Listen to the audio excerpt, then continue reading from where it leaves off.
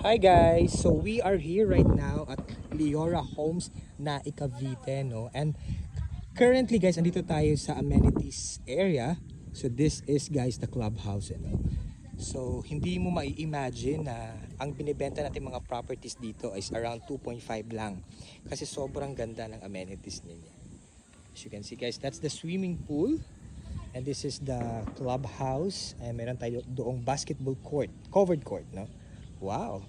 And those are the units available. Nakikita nyo ba?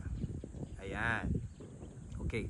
And then, view nyo guys yung mountains doon. Ayan. Diba? Sobrang tahimik din. Sobrang lawak. No? Ayan. So, check natin sa loob. Let's go. Kaya ba? Check lang natin kung pwede tayong pumasok. I think it's closed.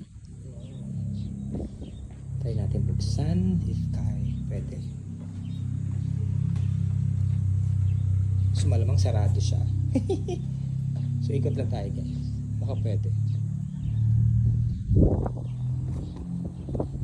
Ayan. So yun yung play area. No? Imagine maglalaro yung mga anak nyo dyan. And the units here are we are selling it at 2.5. No? Ayan. 2.5 lang yung units dito. Okay. Nice.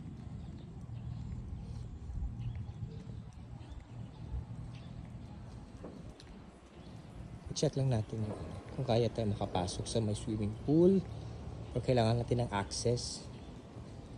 Okay, ito yung nice. So ito yung mga